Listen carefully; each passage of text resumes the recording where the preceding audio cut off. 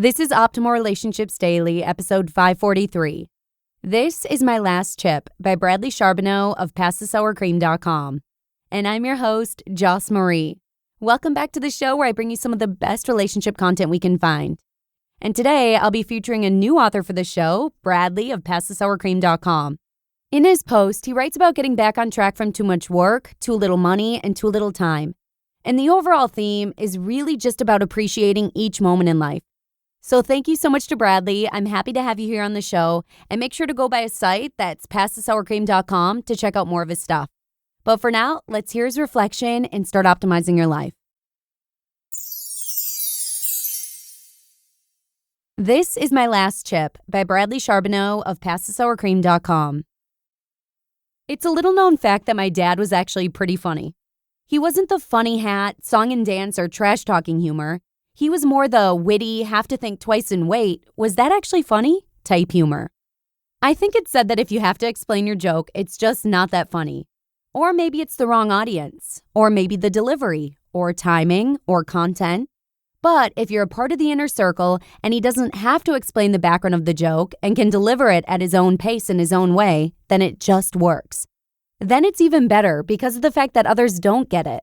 It's even better because you do get it. You're a part of the inner circle and you're proud to be a part of it.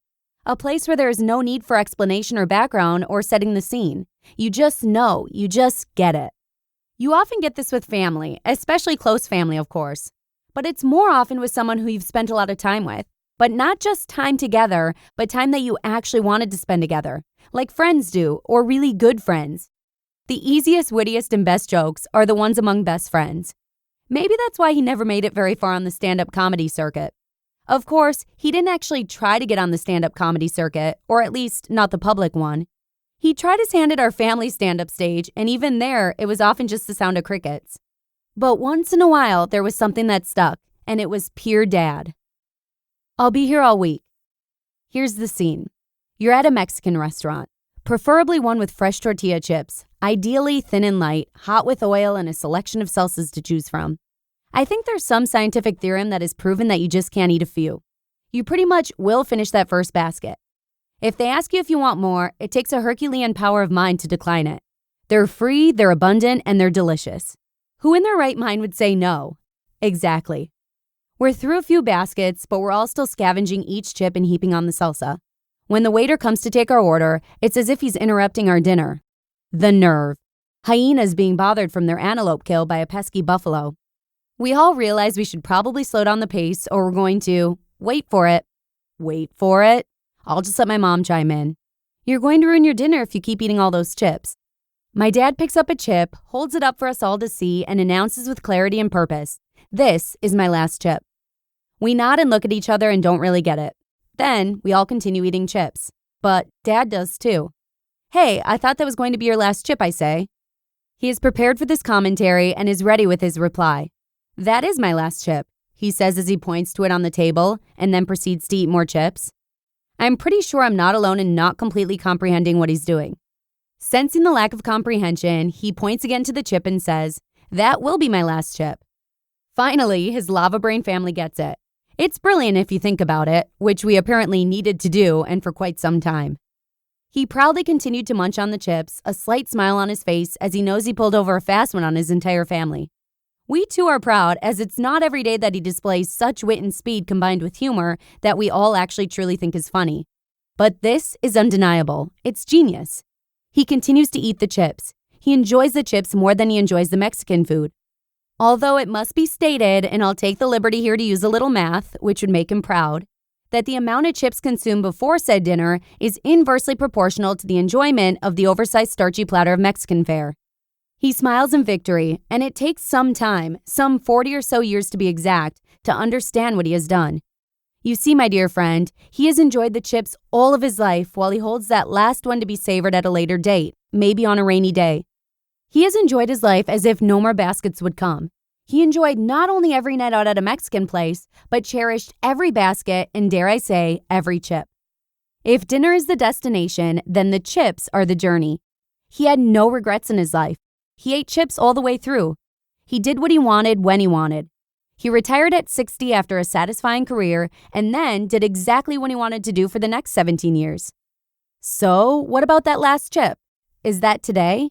Does he hold on to it for eternity while we enjoy each basket in memoriam? I don't know. I'm having a hard time with that last chip. I'd rather that he was here by my side, smiling in his knowing way, saving every chip and not worrying about the dinner he was certainly ruining. But he is no longer here, at least in a physical state. There is no way I'll ever eat another basket of chips, and haven't in years, without thinking about his "this is my last chip" joke.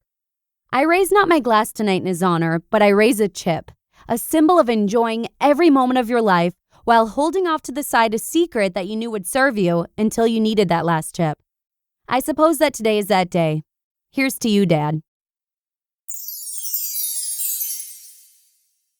You just listened to the post titled, "This is My Last Chip," by Bradley Charbonneau of PastTheSourCream.com. Thank you to Bradley for sharing his heartfelt post, and again, I'm so happy to have your content on the show. Also, remember to check out his site, PastTheSourCream.com, if you want to read more of his stuff. It's undeniable that the happy moments we spend with our loved ones are some of the best memories we have. So this week, make sure and take the time to really be present, just be, and enjoy those little moments, because they really do add up. And on that note, I'm going to go ahead and call it a day. Thanks so much for swinging by, and hopefully I'll see you again tomorrow with a post by a purpose-driven mom, Kara Harvey, where your optimal life awaits.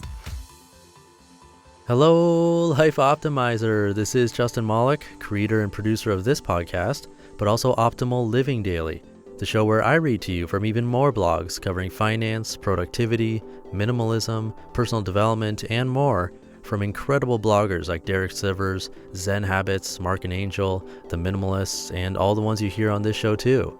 So if you enjoyed today's episode and like taking amazing blogs on the go, come on over to Optimal Living Daily and subscribe to that one too.